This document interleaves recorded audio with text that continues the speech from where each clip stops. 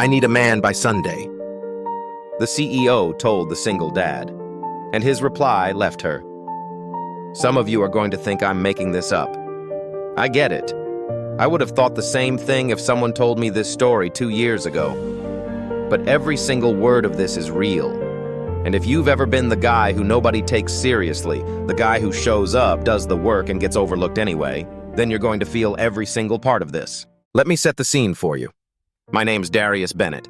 I'm 36 years old, 6'1", brown skin, a couple of shades darker than the coffee I drink too much of, and I keep my beard neat because my grandmother told me when I was 17 that a man's face is the first sentence people read about him, and you don't want that sentence to be sloppy. I own a small AC cleaning and maintenance company called Blue Line Mechanical. Just me and 2 guys I trust with my life, Devin and Ray. We service commercial buildings, mostly offices, small corporate spaces, that kind of thing. Nothing glamorous. You pull up in a van that's got your logo peeling on the side. You haul equipment up service elevators and you do the job. That's it. That's the whole thing. I've been doing this for 7 years, or started from literally zero. I mean actual zero, like borrowing my neighbor's truck to do my first job, because mine was in the shop and I couldn't afford the repair bill zero. I built this thing one contract at a time. Every single dollar I reinvested back into the business because I have a daughter. Her name's Zoe. She's 8.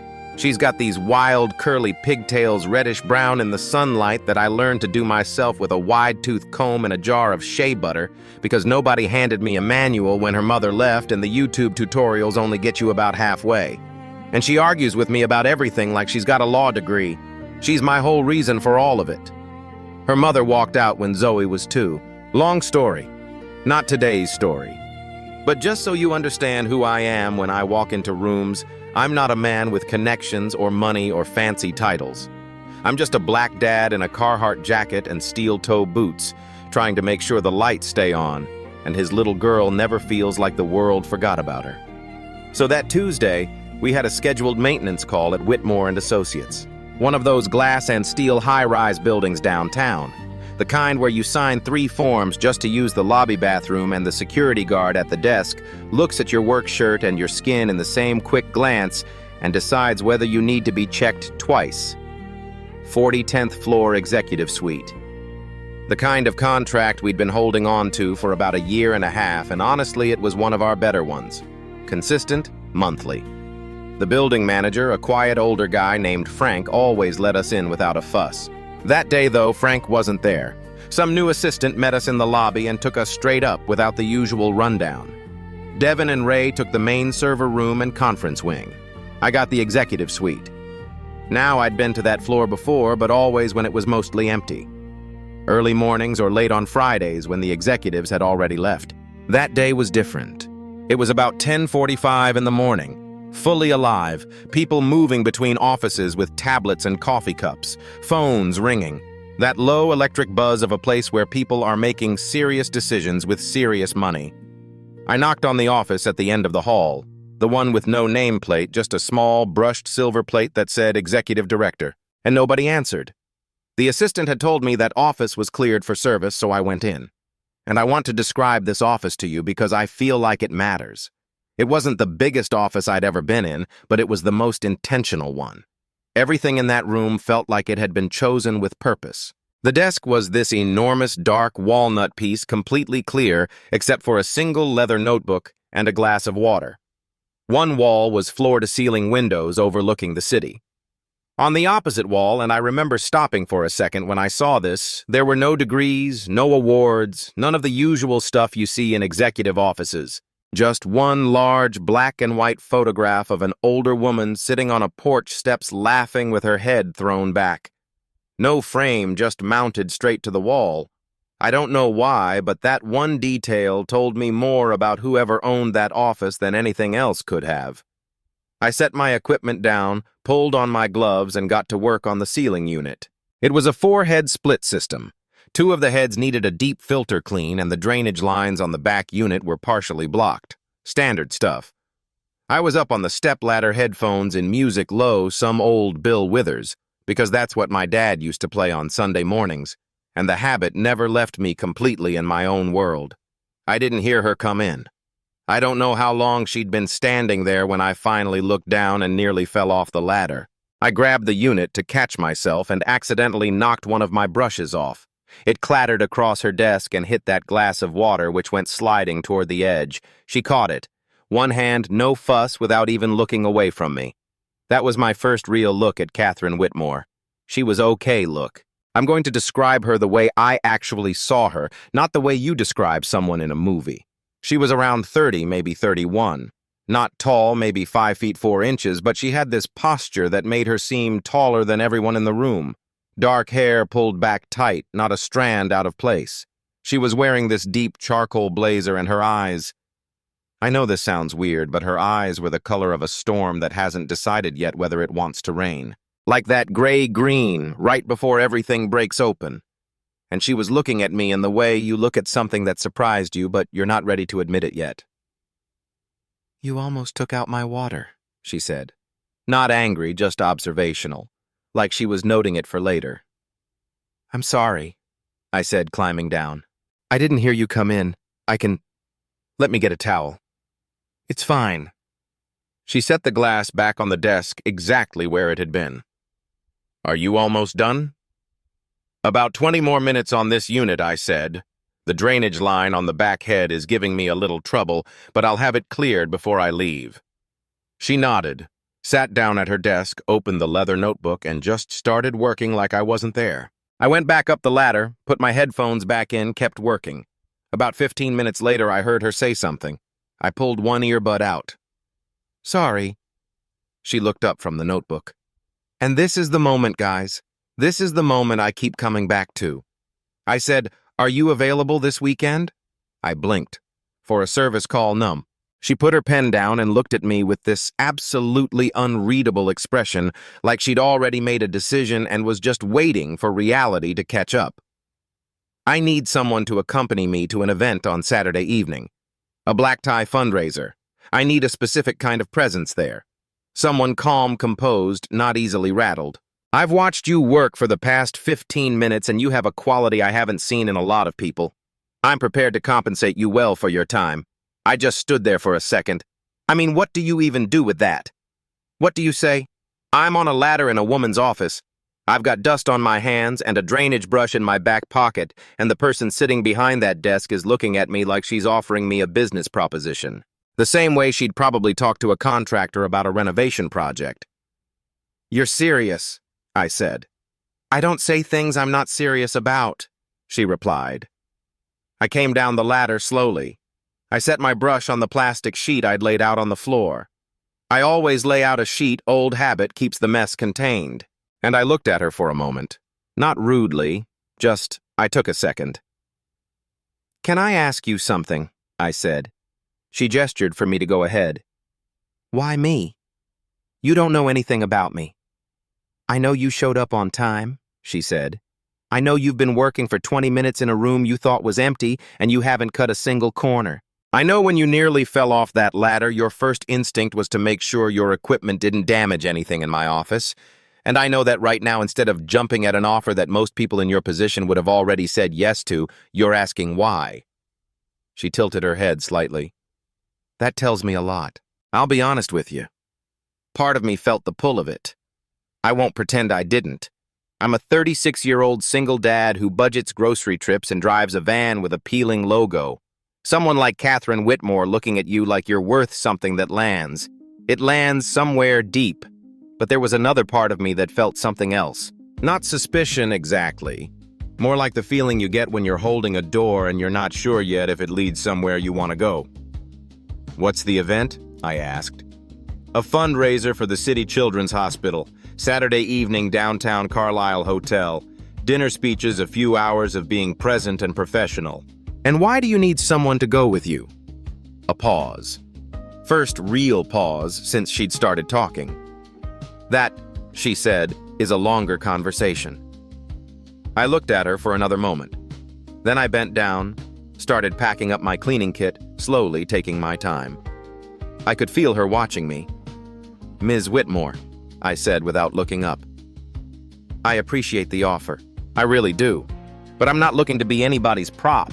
I've got a daughter at home and a business to run, and I don't put myself in situations I don't fully understand. I zipped the bag, stood up, met her eyes. If you want to have that longer conversation genuinely, you've got my company's card. I'll think about it. And I walked out. I don't know what I expected. Maybe for her to call me back, maybe for nothing. I took the service elevator down, loaded up the van, and sat in the driver's seat for about 2 minutes, just staring at the steering wheel. Devin knocked on the passenger window. "You good?" "Yeah," I said. "Just one of those days."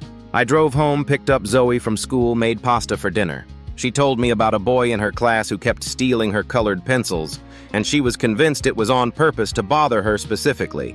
I told her sometimes people do things on purpose and sometimes they just don't know better. And the trick is figuring out which one you're dealing with before you decide how to respond. She thought about that for about 4 seconds and said, "What if it's both?" I laughed, genuinely laughed.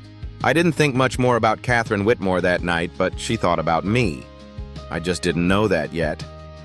And I definitely didn't know what was waiting for me on the other side of that one conversation, or who was already watching from the shadows, getting ready to make sure none of it ever happened. And here's something I want to say to anybody listening before we keep going.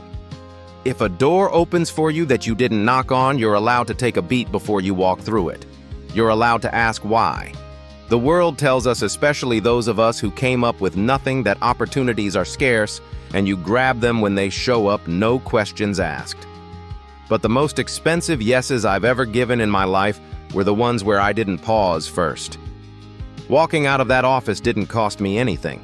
It actually bought me something. It bought me the right to walk back in on my own terms if I ever decided to.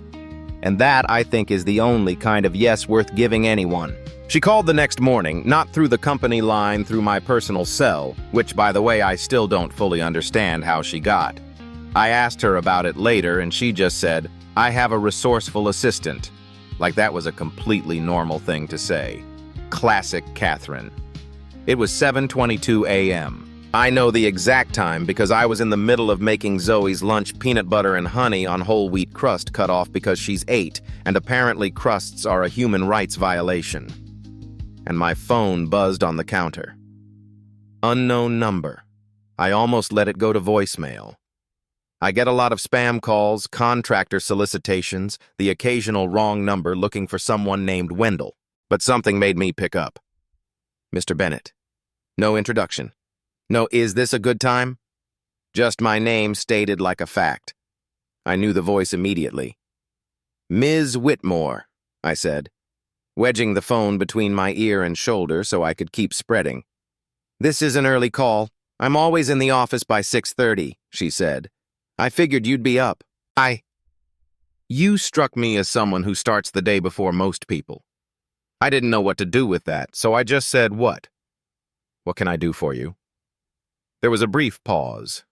Not awkward, just measured like she was organizing her words before she released them. "You said if I wanted to have the longer conversation, I had your card. I'm calling to have it."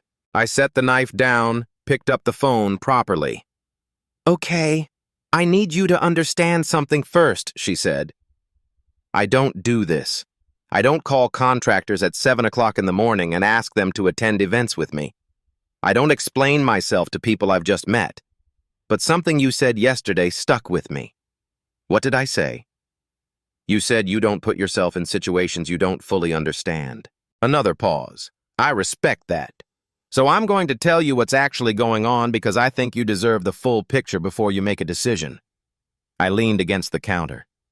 Out of the corner of my eye, I could see Zoe at the kitchen table, fully absorbed in a drawing she was working on, her tongue poking out the side of her mouth the way it does when she's concentrating. I kept my voice low. "I'm listening," I said, and then she told me. The fundraiser Saturday wasn't just any event. It was the single most important social appearance of her professional year. The kind of night where deals got made between the salmon course and the dessert, where handshakes carried more weight than signed contracts. Catherine had been working for 2 years to close a partnership with a development group called Hawthorne Capital, a firm run by old money, old values, and a board of directors that still believed quietly, privately. In that way, powerful people believe things they'd never say out loud, that a woman leading a company of Whitmore size was a novelty, not a norm. She'd been fighting that perception with results, with numbers, with performance that nobody could argue with. But Hawthorne's lead partner, a man named Edmund Ashcroft, had made one thing clear through back channels. He needed to see stability, not spreadsheets, not projections, stability. The kind of life that told him Catherine Whitmore wasn't just a machine in a blazer, that she was a full person grounded, present, the kind of leader whose decisions came from somewhere real. She'd planned to bring someone, a colleague, a man she trusted professionally, someone who could hold a conversation with Edmund Ashcroft about golf and infrastructure and whatever else old money talked about over dinner. That man had backed out 48 hours before the call. And the reason he backed out, the reason she said with a very specific, very controlled kind of flatness in her voice that told me she was furious but had already processed it, was that someone had gotten to him first. "What do you mean, gotten to him?" I asked. "I mean, someone called him," she said. "Someone told him that being seen with me at this event would be professionally damaging, that there were things about Whitmore and Associates that weren't public knowledge, that he'd be better off creating distance." She paused. "He wouldn't tell me who called, but he was scared enough to cancel by text message." I was quiet for a second. "Do you know who it was?"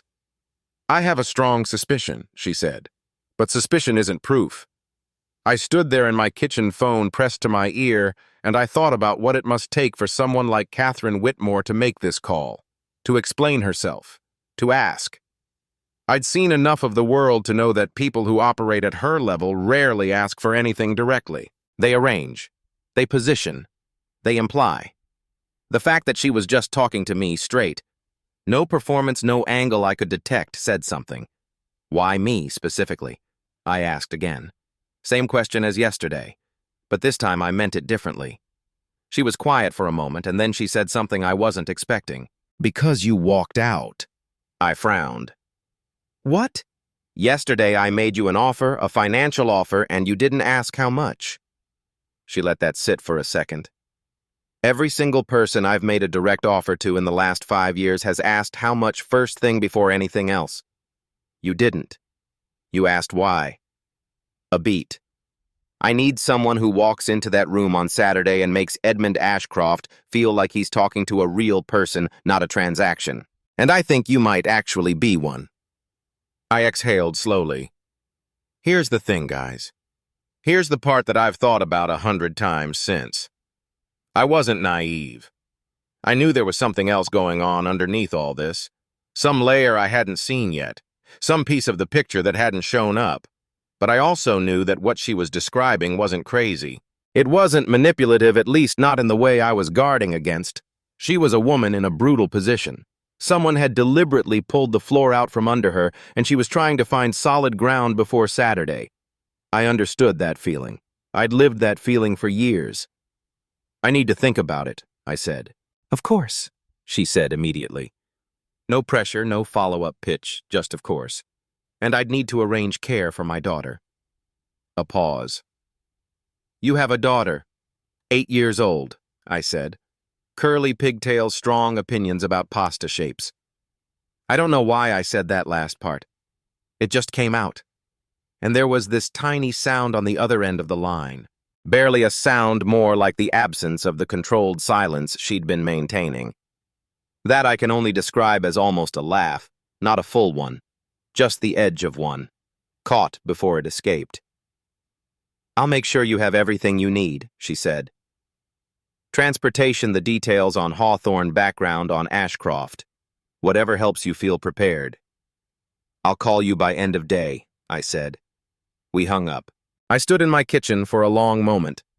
The toast had gone cold. Zoe had abandoned her drawing and was now standing on her chair trying to reach the orange juice on the top shelf of the fridge. "Zoe, get down. I'll get it." "I almost had it," she said, climbing down with great dignity. "You almost had a head injury," I said. I poured her juice and sat across from her at the table, and for a few minutes I just watched her eat. She had this very specific way of eating cereal. She'd separate the pieces by color if it was the colored kind, eat the ones she liked least first, and save her favorites for last. Every single morning. She'd been doing it since she was 5. I once asked her why, and she said very seriously, "Because the good ones taste better when everything else is already gone." I thought about that a lot that morning. I thought about the 7 years I'd spent being the guy nobody noticed. The guy in the service elevator. The guy who signs in at the security desk and gets a visitor badge with a number instead of a name. The guy who shows up in a Navy work shirt with his name stitched over the pocket and watches people's eyes slide past him in the lobby like he's part of the furniture. The guy who built something real with his hands and his time and his absolute refusal to quit, and who still had to fight for every contract renewal like he was starting from scratch. And I thought about someone trying to take that apart. Someone who'd called Catherine's colleagues, scared him off deliberately, methodically, and hadn't even had the guts to do it under their own name.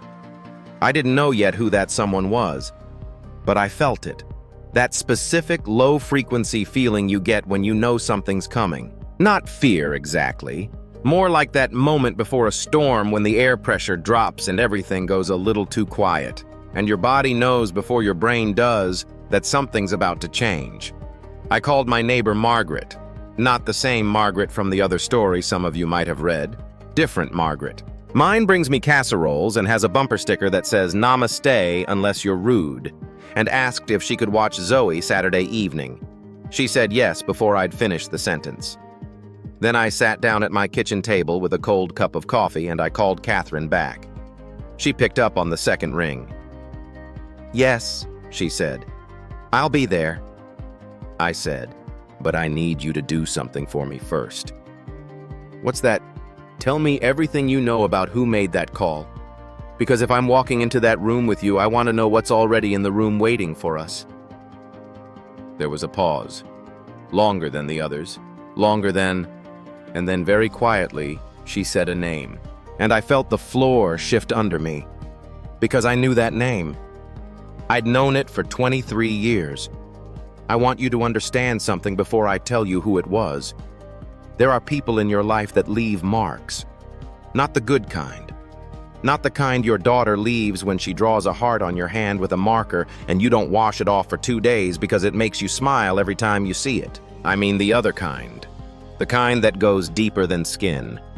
The kind you carry around for years in a place you don't talk about that shows up uninvited at 2 a.m. when the house is quiet and you're trying to sleep, and your brain decides that right now, tonight is the perfect time to replay every moment you wish had gone differently. Gregory Hartfield was that kind of mark for me. When Catherine said his name on the phone, I didn't say anything for what must have been a full 10 seconds. I just sat there at my kitchen table with my cold coffee, and I felt something move through my chest that I can only describe as the feeling of a locked door opening in a room you forgot existed.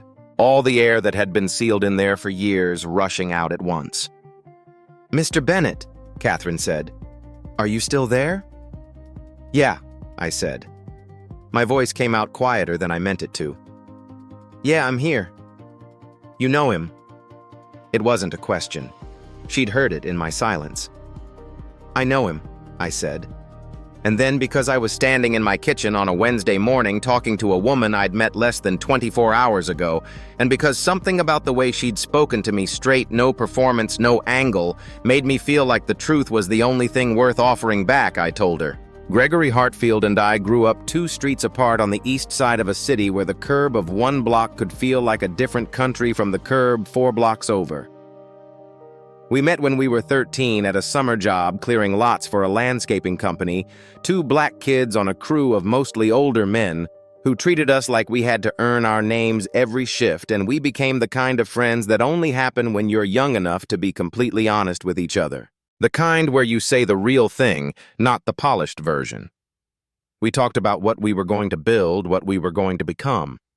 We had this running joke that one day we'd both be running our own companies, and we'd have offices across the street from each other, and we'd wave at each other through the windows every morning like idiots. Stupid, I know, but we meant it. We stayed close through our 20s. I started Blue Line. Gregory went into corporate consulting, then investment, then started climbing the kind of ladder that has no visible top. He was smart, genuinely smart. The kind of smart that made you feel smarter just by being around him. He had this way of walking into rooms and immediately understanding the architecture of power inside them. Who deferred to whom? where the real decisions were being made. He could read a room the way some people read a book, fast, thorough, and retaining everything. I admired that about him for a long time. I should have paid closer attention to what he did with it. When I was 30, my company was starting to grow. Real growth, not just surviving, but building. I had 6 employees, a fleet of 3 vans contracts with 12 commercial buildings.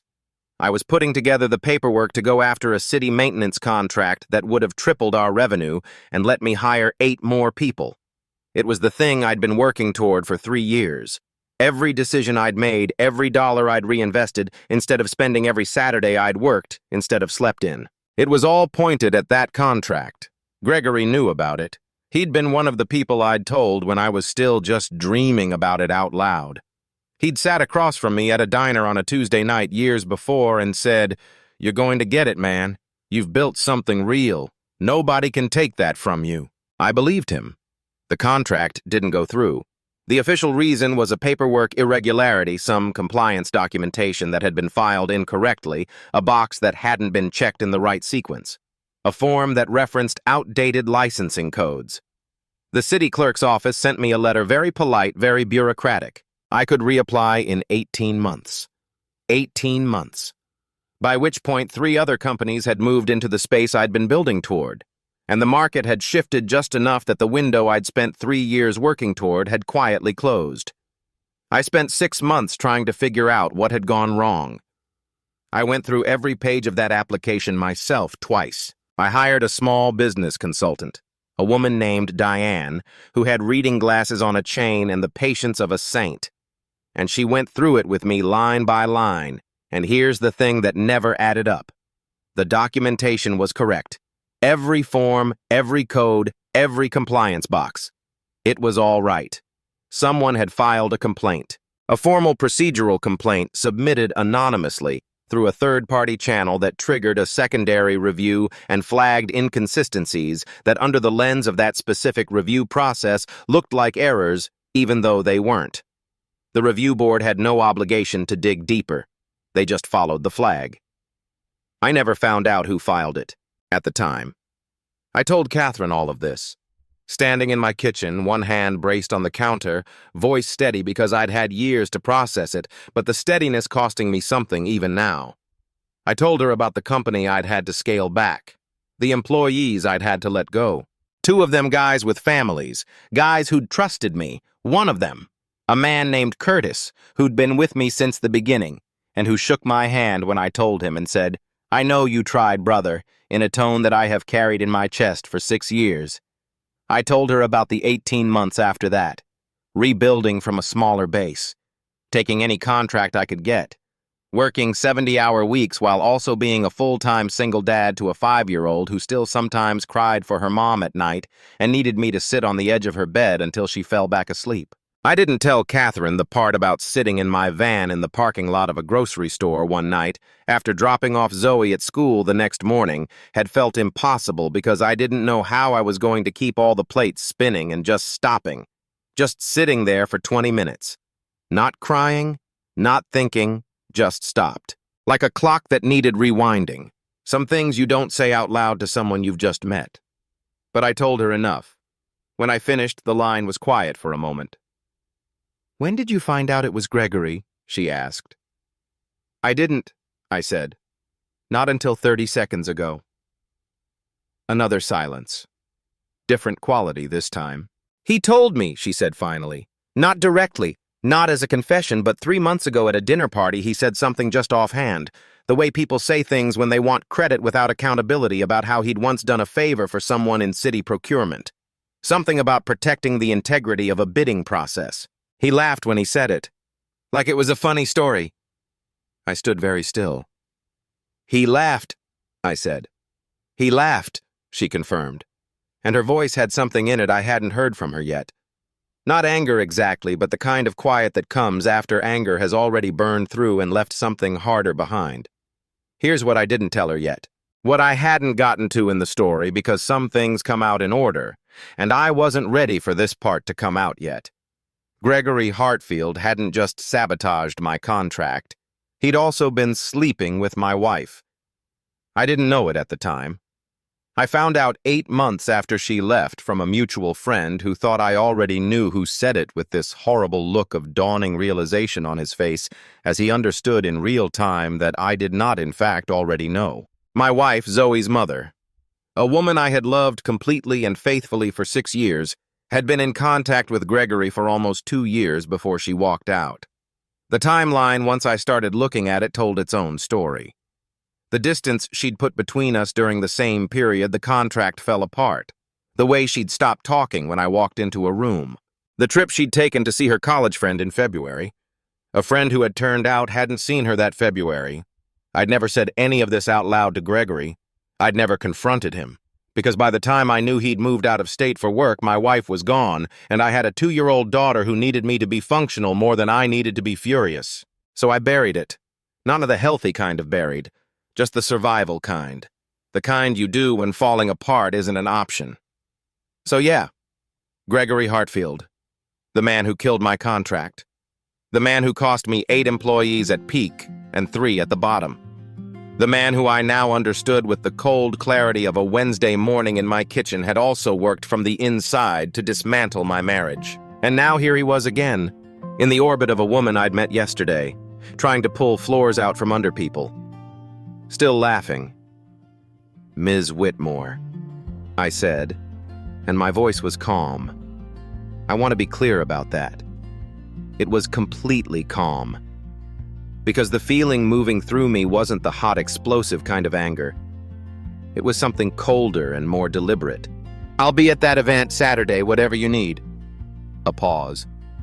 "Can I ask what changed?" she said. I looked out the kitchen window. The maple tree in the backyard that Zoe had named Walter, don't ask, was dropping its early leaves in the wind, slow and unhurried, like it had all the time in the world. "Nothing changed," I said. "I just understand the situation better now. We made arrangements. She'd send a car at 7 o'clock. She'd have a packet of background information on the Hawthorne People Messenger to me by end of day Thursday. I told her to keep it brief. I didn't need a dossier. I just needed to know enough to hold a real conversation without embarrassing either of us." Before she hung up, she said, "Mr. Bennett Darius, I want you to know that I don't take this lightly, what you're doing." "I know," I said. "I don't either." After we hung up, I stood in my kitchen for a long time. Long enough for the morning light to shift from the cool, flat gray of early day to the warmer, more honest light of mid-morning. Long enough for the coffee to go from cold to simply forgotten. I thought about a 13-year-old kid clearing brush in the summer heat, talking about the future with the kind of uncomplicated hope you can only have before the world shows you what it's actually made of. I thought about how sometimes the person you trusted most is the exact same person who built the walls around you so quietly you didn't even notice until you'd spent years trying to climb out. I want to pause here for a second because I've thought about this a lot in the years since. People always talk about betrayal like it's a single event, like the bad thing happens and then it's over and you carry the scar. But that's not how it actually works. The thing about being betrayed by someone you trusted is that it doesn't just steal what they took from you. It steals every memory before it too. Every diner conversation, every summer afternoon, every late-night phone call where you thought you were being seen. All of it gets retroactively pulled into question. And for years afterward, you don't just grieve what you lost. You grieve the version of yourself who didn't know yet, the one who still believed. That's the part nobody warns you about. And that's the part you have to learn to forgive yourself for eventually, because that earlier version of you wasn't stupid. He was just trusting. And there is no shame in that. And I thought about Saturday, about a room full of people who made decisions over dinner, about a man who laughed at other people's losses like they were interesting anecdotes. I didn't plan anything. I want to be clear about that too. I didn't sit down with a list. I didn't scheme. I just knew. The way you know when you've been patient long enough. The way you know when the moment is finally moving toward you instead of away from you. Sometimes life does its own accounting. And sometimes you just need to be in the room when it does. Here's something else I want to leave you with before we move on. If somebody has hurt you, really hurt you, the kind of hurt that has reshaped how you walk through the world, you don't owe them a confrontation. You don't owe them a speech. You don't owe them the satisfaction of knowing you ever thought about them again. What you owe yourself, what I think we all owe ourselves, is to keep building. Keep being early. Keep doing the job right when no one's watching. Because one day, if it's meant to happen, you and the thing you used to be afraid of will end up in the same room. And the version of you that walks in will not be the version that was hurt. It'll be the version that got built afterward. And that version doesn't need to say a word. Saturday came the way important days always do, quietly, without ceremony, acting like it didn't know what it was carrying. I woke up at 5:47 a.m. before my alarm. Zoe was still asleep. I could hear her through the wall. She sleeps with a small fan on because the white noise helps her. Has since she was 3. And I just lay there in the dark for a few minutes, staring at the ceiling, feeling the particular weight of a day that hasn't started yet, but already has momentum. I got up, made coffee, sat at the kitchen table with the packet Catherine had sent over Thursday afternoon. Her assistant, a young woman named Haley, who had the energy of someone powered by cold brew and controlled anxiety, had dropped it off in a slim manila envelope with my name written on the outside in what I assumed was Catherine's handwriting. Clean, precise, slightly forward-leaning. The kind of handwriting that doesn't waste space. The packet was exactly what she'd promised. Brief, focused. Edmund Ashcroft, 64. Third-generation old money. Semi-retired, but still the deciding vote on every major Hawthorne partnership. Widower. One son who worked in environmental law in Portland and called him every Sunday. Fly fishing. Restorations of mid-century American furniture. A quietly held belief, according to a note Catherine had added in the margin in that same clean handwriting, that the best deals were made by people who knew how to be still.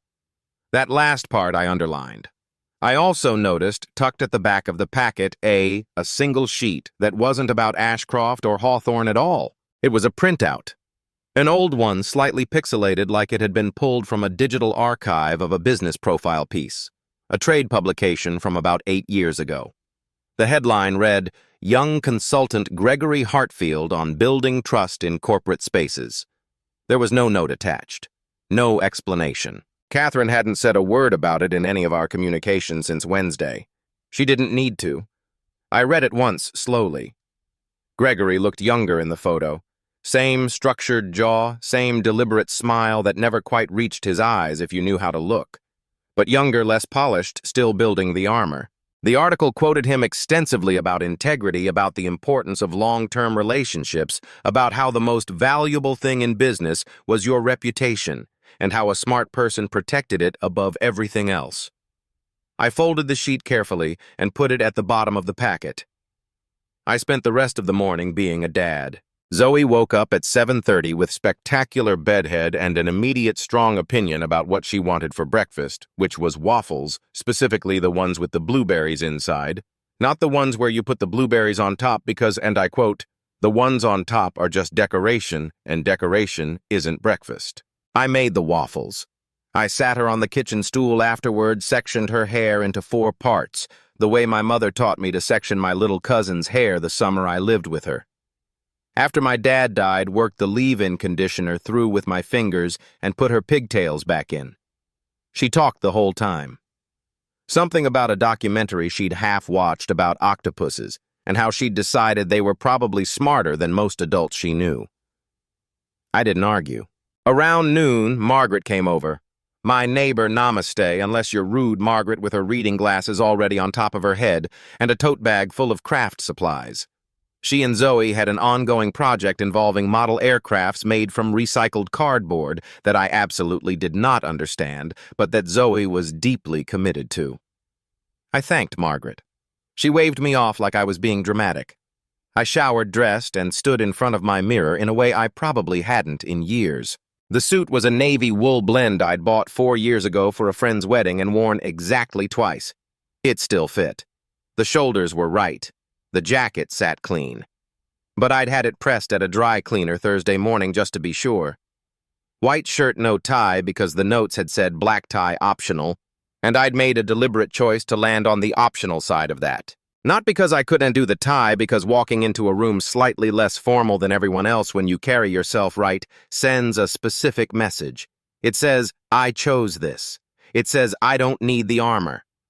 I ran a hand over my hair, made sure my beard was lined clean from the touch-up I'd done that morning, and looked at myself for a long moment. I thought about Darius Bennett at 30 sitting in a parking lot in the dark running on empty. I thought about Darius Bennett at 36 standing in his bathroom mirror going somewhere that mattered. I exhaled. Fixed one shirt button left. The car Catherine had sent was a dark charcoal sedan, clean and quiet, driven by a man named Russell, who had the professional bearing of someone who had seen enough interesting things in his career to be completely unshakable. He nodded when I got in and didn't make small talk, which I genuinely appreciated. I watched the city move past the window and I kept my breathing even, and I thought about Stillwater. We picked up Catherine at her building, a sleek residential tower 3 miles from her office. I got out to meet her, which felt like the right thing to do. And when she came through the lobby doors, I had about 2 seconds to recalibrate every mental image I'd been carrying of her since Tuesday. She was wearing a deep midnight blue gown, not showy, not loud. The kind of dress that understood that the person wearing it was the statement, not the fabric. Her hair was down for the first time, dark and straight to her shoulders, and she'd left most of her face bare except for a dark lip. She walked the way she always walked, like the floor was exactly where she decided to put it. She looked at me. I looked at her. "You clean up well," she said. "So do you," I said. She almost smiled. "Shall we?" The Carlisle Hotel downtown was the kind of place that made you feel slightly underdressed regardless of what you were wearing, with ceilings that seemed to go up about 4 floors past where they needed to, and lighting that was warm enough to be flattering and dim enough to be strategic. The fundraiser occupied the entire East Ballroom. Round tables in ivory linen centerpieces that managed to look effortless in the way that only very expensive things do. A live quartet in the corner playing something I recognized but couldn't name. The room was already half full when we arrived.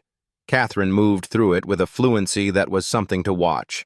She knew the geography of every conversation, when to stop, when to keep moving, when to let a smile do the work instead of words. She introduced me simply every time as Darius, a colleague, and I understood immediately that this was intentional, that the ambiguity of it was the point, and I played it exactly right, which meant I just acted like a person instead of a role. I noticed the way you notice things when you've spent your whole life noticing them, that there were maybe 4 other black men in that ballroom, 2 of them in catering uniforms. I don't say that for pity or politics. I say it because that awareness was just another instrument in the toolkit that night. You learn to walk into rooms like that the way you learn to read sheet music. You don't think about it consciously anymore. You just play. I talked to people. Real conversations. An architect from the hospital's building committee who was passionate about acoustic design in pediatric spaces. I knew more about HVAC systems in medical buildings than most people in the room, which turned out to be surprisingly useful. A woman who ran a mid-sized logistics company and spent 15 minutes telling me about her father's garage workshop where she'd learned to fix engines. I listened. I asked questions. I was genuinely interested, which is the only version of interested that works. Edmund Ashcroft found us about 40 minutes in. He was shorter than I expected, stocky, with a broad face and a handshake that told you immediately how he felt about character. White hair, heavy silver watch, a dark green tie that had probably been expensive 30 years ago and had been worn so many times since that it had become something better than expensive. He had the eyes of someone who'd spent a lot of time outdoors looking at distances, that slight permanent squint that comes from years of reading horizons. He shook Catherine's hand first warmly, like he genuinely liked her and was still making up his mind about something. Then he turned to me. "And you are," he said, not unfriendly, just direct. "Darius Bennett," I said. "I run a commercial maintenance company, Blue Line Mechanical." He nodded slowly like he was filing that. "You in this world long?" "7 years building it," I said. "Started with a borrowed truck and 1 contract." Something shifted slightly in his face. Not dramatic, just a small recalibration. "What kind of contracts do you run now?" "Commercial mostly. 12 to 15 buildings at any given time. We're small, but we're precise. Every job I take, I can tell you exactly what my team did and why 3 years later." He looked at me for a moment. Really looked. "That's a specific kind of pride," he said. "It's the only kind I know how to have," I said. We talked for a while, about building things, about the difference between growing fast and growing right, about his son in Portland briefly, because he mentioned him and I asked a real question about it, and he answered with the soft, particular warmth that fathers have when someone asks about their kids without an agenda. Catherine stood slightly beside me the whole time, contributing when it was natural, letting the conversation breathe when it didn't need her. And I could feel it, the way the dynamic in that small circle was settling, the way Ashcroft was relaxing into the conversation instead of evaluating it, the way his posture about 20 minutes in stopped being the posture of a man conducting an assessment and became the posture of a man simply talking. I don't know exactly when I became aware that Gregory was in the room. It wasn't dramatic. There was no moment where the music stopped or the lighting changed.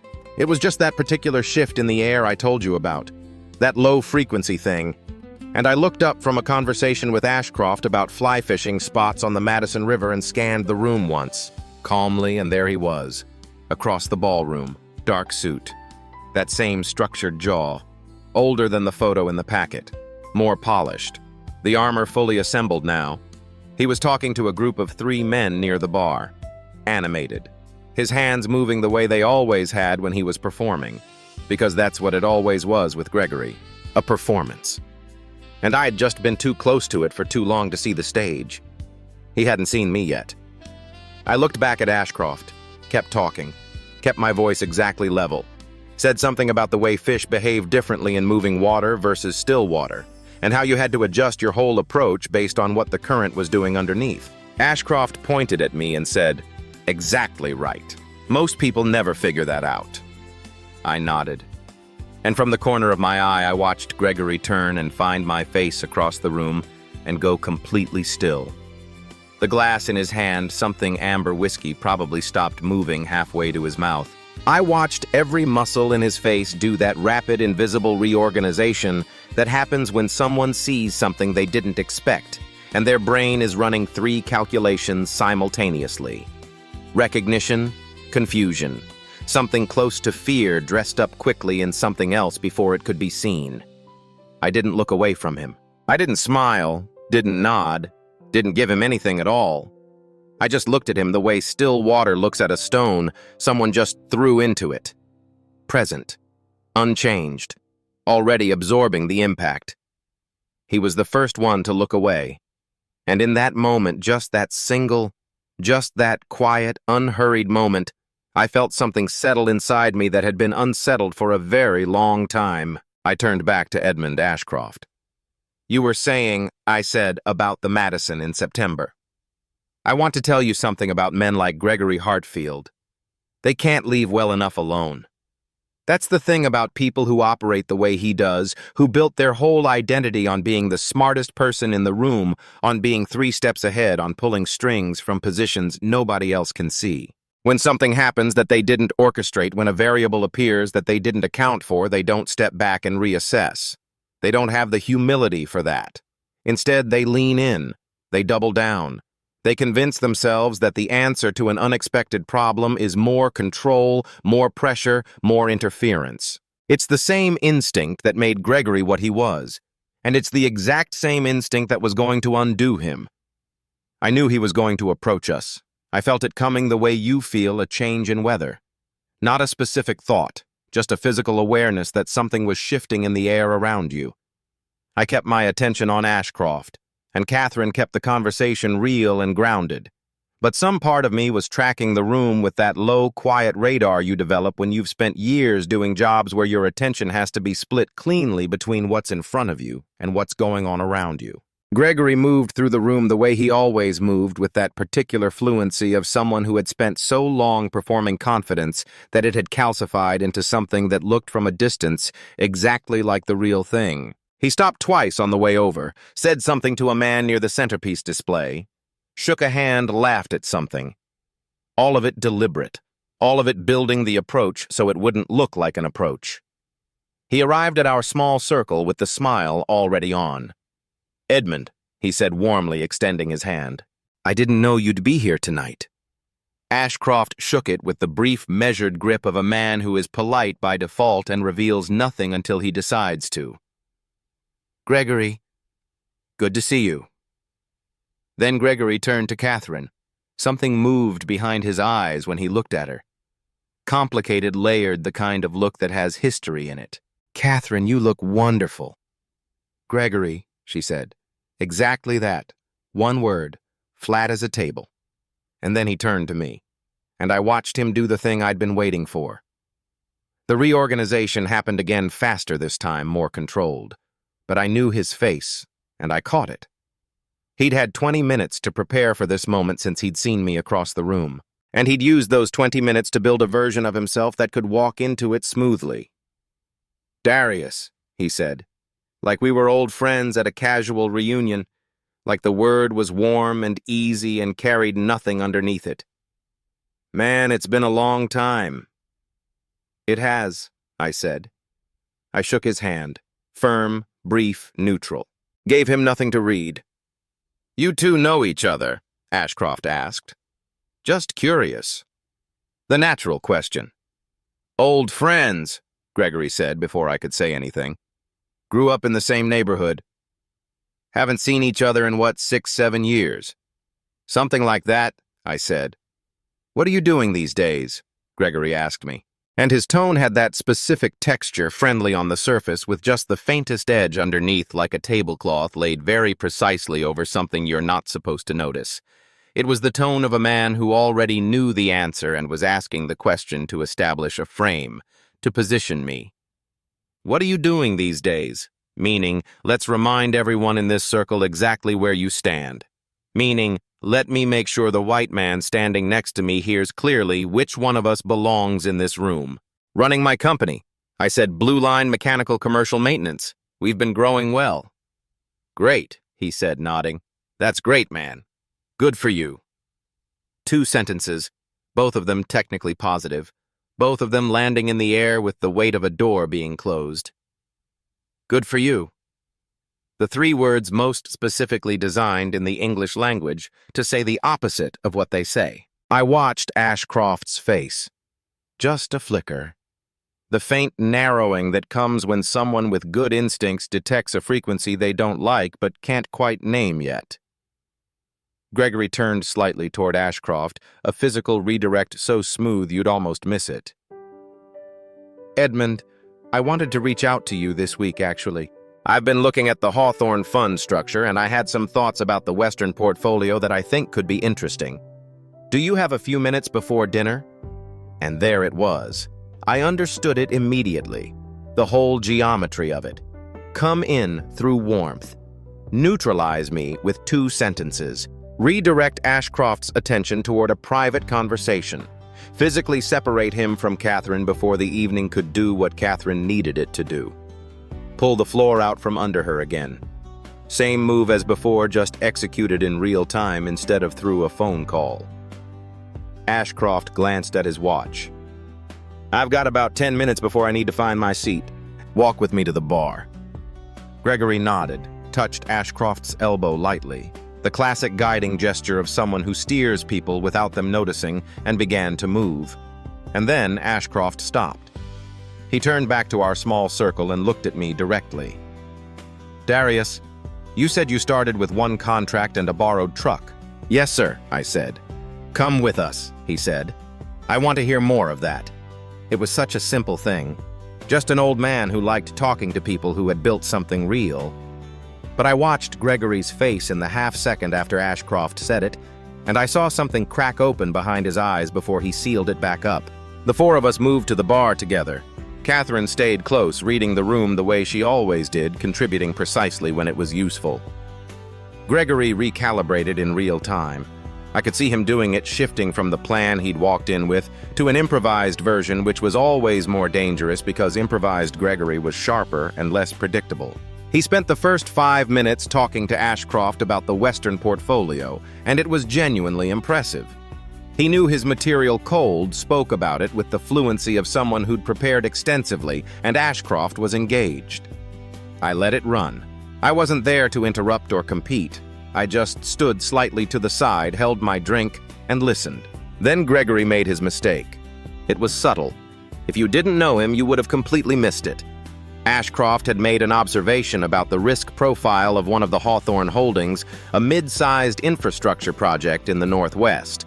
And Gregory, comfortable now in his element, said something that I think he didn't fully intend to say out loud. Honestly, Edmund, risk profiles are only as accurate as the information going into them.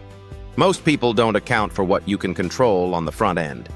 The real advantage is knowing which variables to manage before they become public.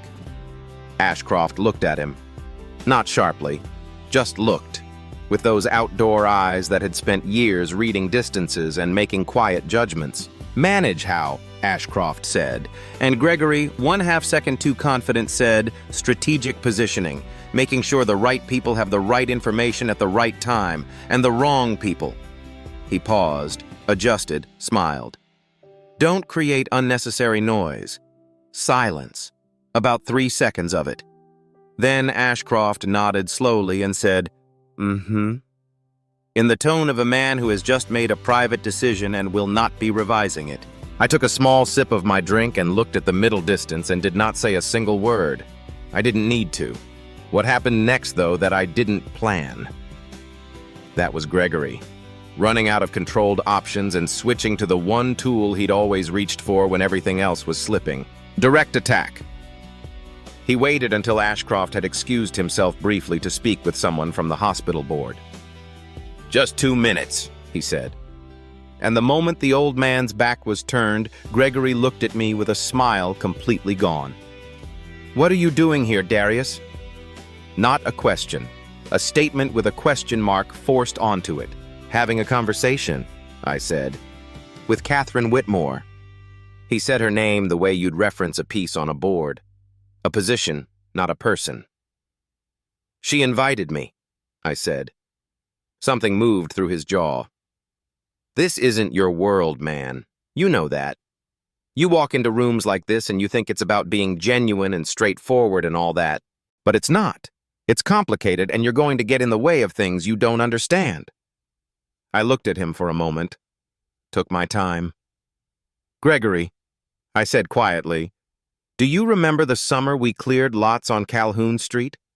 You and me, we were maybe 13, and it was about 100 degrees, and we worked all day, and at the end of it, we got paid, and we sat on the curb with our shirts off, and our backs sunburned, and you said," I still remember this exactly. "You said the only thing worth building is something that's actually yours." He stared at me. Something moved in his face that wasn't the armor. Something older. Something from before the armor existed. I never forgot that I said, "Did you?" A long moment. Then Catherine appeared at my shoulder. She'd been close enough to hear. Her face was composed, but her eyes were doing something I hadn't seen from her before. Not anger, not triumph, something quieter and more serious than both. "Gregory," she said, "I think your table is on the other side of the room." He looked at her, then at me, then back at her. And in the space of that one look, I saw it. The full picture of what Gregory Hartfield was and how he'd gotten there and what it had cost him. Not money, not position, something you can't buy back once it's gone. The ability to be in a room with people who are real and feel like one of them. He straightened his jacket, walked away without another word. I watched him go all the way across the ballroom, back to his side of the room, back to the performance. Ashcroft returned 2 minutes later with a small plate of appetizers he'd picked up from a passing server. He offered one to Catherine, one to me, took one for himself, and said, "Now, Darius, the borrowed truck. What kind of shape was it in?" I almost laughed. "Terrible shape," I said. "The AC didn't work." Ashcroft did laugh, a genuine one, full and unguarded, the kind that comes from somewhere real. Catherine looked at me from the side, and in her eyes was something I didn't have a word for yet, something that was still deciding what it was. We sat for dinner 20 minutes later. Ashcroft requested that his seat be moved to our table. His assistant made it happen in about 4 minutes. Gregory spent dinner at a table across the room with his back partially to us. I saw him check his phone twice before the first course was finished. I saw him lean toward the man beside him and say something low, and the man nodded, and Gregory's jaw tightened and he was recalculating. I could feel it from 30 feet away. And here's the thing about men who always have another move. They always make it, even when they shouldn't. Even when the board is already turning against them and the best thing they could possibly do is sit still and stop. They can't. Because for men like Gregory Hartfield, the only thing more unbearable than losing is not trying to win. By the time dessert came, I knew he was going to do something before the night was over. I just didn't know yet that it would be the move that finally permanently sealed his fate. Dessert was a dark chocolate tart with a raspberry center that I only half tasted because by that point, every sense I had was quietly, calmly oriented toward the room around me. Not tense, not anxious, more like focused, the way you get when you've been doing a complicated job long enough that your body just settles into it automatically. Hands, steady breathing, even aware of everything without reacting to any of it. Ashcroft was talking about his son again, the Portland one, the environmental lawyer. Apparently, the had just taken on a case involving watershed rights in eastern Oregon, and Ashcroft was simultaneously proud and deeply confused by the specifics of it. Catherine was asking thoughtful questions. She had that quality I was learning of making people feel like whatever they cared about was genuinely worth caring about, which is rarer than it sounds and more valuable than most people realize. Under the table, her hand had found the edge of my jacket sleeve twice during dinner. Not dramatically, just briefly, the way people touch something solid when they need a quiet moment of grounding. And both times, she'd pulled back quickly like she wasn't sure she'd meant to do it. I didn't say anything about it, just stayed present. Gregory had gone quiet across the room in the way that loud people go quiet when they're building pressure. I'd glanced over twice casually, and both times he was deep in conversation with the man beside him. Late 50s rectangular face, silver cufflinks that caught the light. The kind of man who looked like he made decisions about other people's money for a living. I didn't know who he was yet. That detail mattered later. The speeches started after dessert. Hospital board chairman, a couple of major donors, a pediatric oncologist who spoke for 4 minutes without notes and made half the room cry, including Ashcroft, who wiped his eye with the corner of his napkin in a way that suggested he'd done it before in this room and wasn't embarrassed about it. I respected that. A man who can be moved in public without feeling diminished by it is a man who settled something important inside himself. When the speeches ended and the room loosened back into conversation and movement, Catherine leaned slightly toward me and said quietly, "Ashcroft asked his assistant for your company's contact information during dinner." I looked at her. "He didn't mention it to you," she said. "No," I said. She nodded once, and something at the corner of her mouth moved in a way that on anyone else would have been a full smile. On Catherine, it was the equivalent of a standing ovation. I should have let myself feel that more in the moment. I know that now. But the thing that was moving toward us across the room hadn't arrived yet. And some part of me was still waiting for it. It arrived in the form of Gregory Hartfield and the man with the silver cufflinks, approaching our table together with the particular coordinated energy of people who have just agreed on something. Gregory stopped at the edge of our table. Ashcroft looked up. Catherine looked up. I looked up. Edmund Gregory said, "I'm sorry to interrupt. I wanted to introduce you to someone." He gestured to the man beside him. "This is Bradley Fitch. He's been with the Trinity Ridge Group for 12 years. They're the firm I mentioned earlier regarding the Western portfolio restructure." Ashcroft extended his hand. "Bradley. I know the Trinity Ridge name. Mr. Ashcroft Fitch said it's genuinely an honor. Gregory's told me a lot about you. And then, and this is the part I want you to pay attention to because this is where Gregory made the move I'd been waiting for. The one that was going to cost him everything." He turned to me, not to Catherine, to me, specifically deliberately in front of Ashcroft and Fitch and anyone else close enough to hear. "Darius," he said with a smile that was constructed so carefully it almost looked real. Bradley was asking about some of the vendors in the Whitmore building network. Apparently, there were some compliance questions raised recently about a maintenance contractor. Something about improper chemical disposal reports filed with the city. "I'm sure it's nothing but Bradley thought you might be the right person to—" He didn't finish the sentence. He didn't need to. The damage was in the setup, not the conclusion. In front of Edmund Ashcroft, who was evaluating Catherine's entire professional world. In front of Bradley Fitch, who was connected to money. and would carry this moment into other rooms. The implication was fully loaded in those 2 sentences. Compliance questions, improper chemical disposal, maintenance contractor, all of it pointing without ever saying my name explicitly, directly at me and by extension at Catherine for bringing me here. It was elegant in the way that a knife is elegant, designed for a single purpose. The table went quiet. I felt Catherine go very still beside me. Not the stillness of someone frozen. The stillness of someone making an extremely fast decision. But before either of us could speak, something happened that Gregory had not accounted for.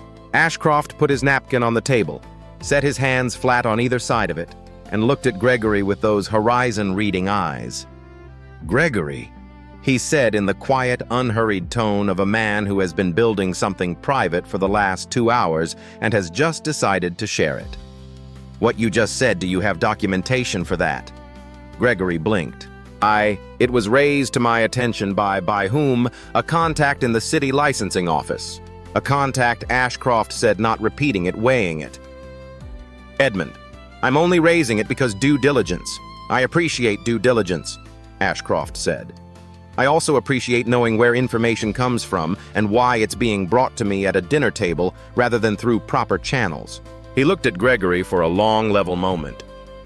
"In my experience, Gregory, when someone volunteers damaging information about another person in a social setting, there are 2 possible explanations. Either they genuinely believe the information and have the standing to present it properly, in which case they do exactly that properly, or they have a different reason for wanting that information in the room." He picked up his water glass. "I've been in business for 40 years. I can usually tell the difference." The silence that followed was the kind that has texture. You could feel every person at the table breathing. Gregory's jaw was working just slightly, just enough. "Mr. Fitch," I said, and my voice came out level and clear. "My company's compliance documentation is current and complete. I'd be glad to have it sent to you directly on Monday morning if there's any genuine question. Every filing, every inspection report, every city certification for the last 7 years. Fitch looked at me, then at Gregory. Something was moving behind his eyes, a recalibration. "That would be fine," he said carefully. "And while we're at it," Catherine said, and her voice had that particular quality now, the one I'd heard on the phone, that flatness that came after the anger, had already burned through and left something harder and more precise in its place. "I'd like to know which contact in city licensing has been sharing information from our building's vendor files, because that would be a significant data breach and it would require a formal inquiry." She looked directly at Gregory. "Unless, of course, the information didn't actually come from licensing at all, in which case we'd have a different kind of problem." Gregory said nothing, and that nothing, that specific, loaded, irretrievable silence was the moment. That was the crack in the foundation that everything else fell through. Bradley Fitch cleared his throat quietly and said, "I think I may have misunderstood the situation." He looked at Gregory. "I'll let you 2 sort this out." He nodded to Ashcroft. "Edmund, good to meet you." He walked away from the table with the focused directness of a man removing himself from something before it got on him. Gregory stood there alone at the edge of our table. I wanted to describe his face to you because I spent years imagining what it would feel like to see Gregory Hartfield without his armor on. And the reality of it was nothing like what I expected. I always thought it would feel like satisfaction, like something hot and vindicating, but it didn't feel like that at all. He looked tired. That's the truest way I can say it. Not embarrassed, not afraid, though both of those were in there somewhere, but mostly just tired. The way a person looks when they've been holding a particular weight for so long that they can't remember what it felt like not to carry it, and some part of them is almost relieved to be forced to put it down. He looked at me, and I looked back at him, and I said quietly, "Just for him, not for the table, not for Ashcroft or Catherine or anyone else in that room. You were right, you know. The only thing worth building is something that's actually yours." He held my gaze for about 3 seconds, then he walked away. I watched him cross the ballroom, watched him pick up his jacket from his chair, watched him say something brief to the person beside him, an explanation or an excuse. I couldn't tell from that distance. And then I watched Gregory Hartfield, the man who had dismantled my contract and my marriage in my 20s, and laughed about it like it was an interesting anecdote. "Walk out of that room." He didn't look back. Ashcroft exhaled slowly beside me and said in the tone of someone commenting on weather, "I've known that man for 4 years.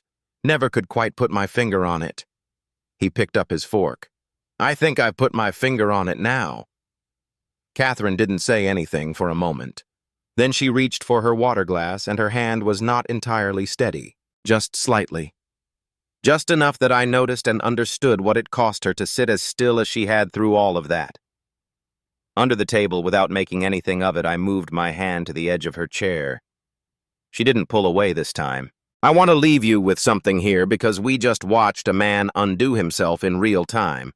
The lesson is not that the bad guy got what was coming to him.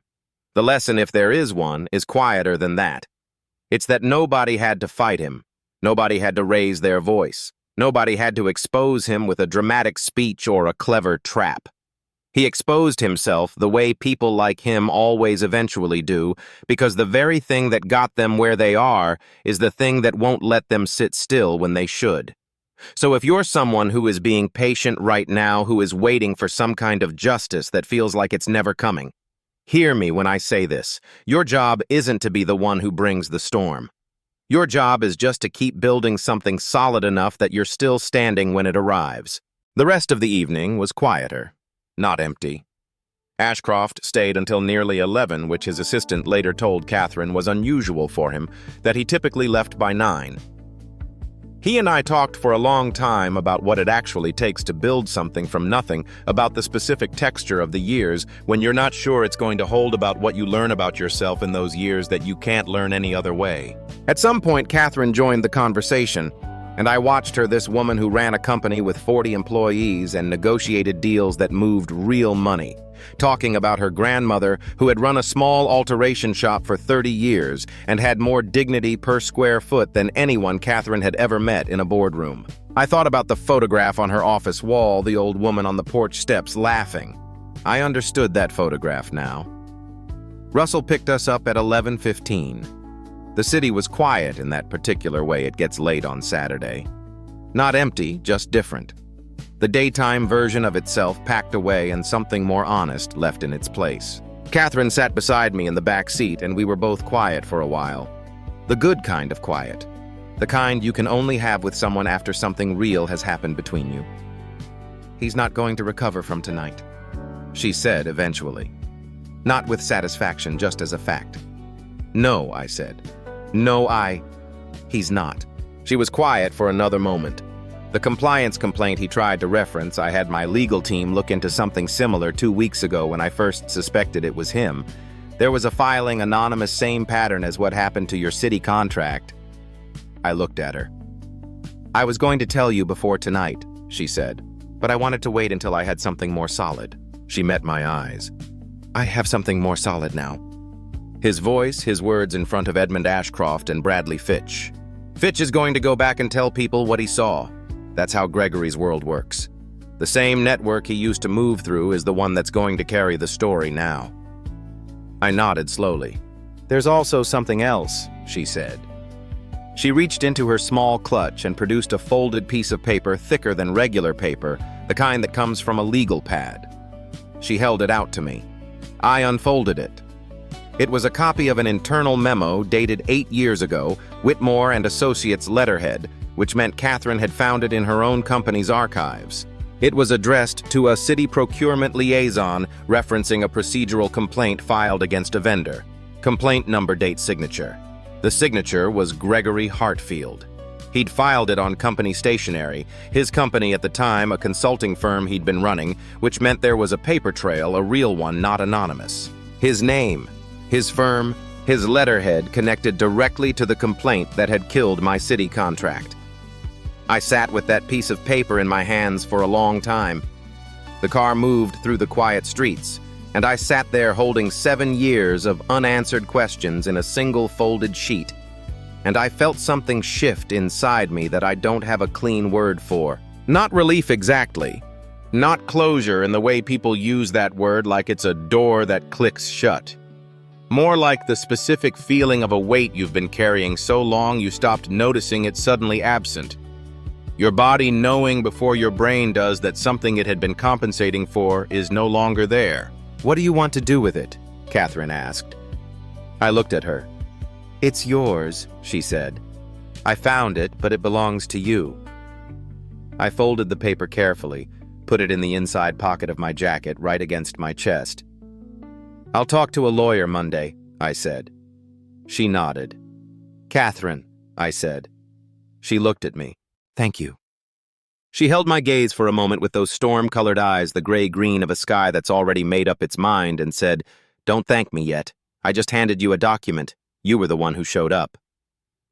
We pulled up to her building. I got out, walked her to the lobby doors. The doorman nodded and stepped back to give us a moment. She turned to face me. "I'd like to have dinner," she said. "Not an event, not a strategy, just dinner. With you." I looked at her for a moment in the amber light of the lobby entrance, this woman who had caught a glass of water without looking, who kept a photograph of an old woman laughing on an unframed wall, who sat completely still while someone tried to pull the floor out from under her and waited until exactly the right moment to speak. "I'd like that," I said. She nodded once. Then, just before she turned to go inside, she did something I wasn't expecting. She reached up briefly and touched my jaw with the back of 2 fingers. The lightest possible thing, barely a contact, more like a comma than a period. And then she was gone through the glass doors. I stood there for a second, then I smiled. Not the performed kind, not the kind you put on for rooms, the kind that comes from somewhere so far down you can't manufacture it, the kind Zoe has when she saves her favorite cereal pieces for last and finally gets to eat them. I got back in the car.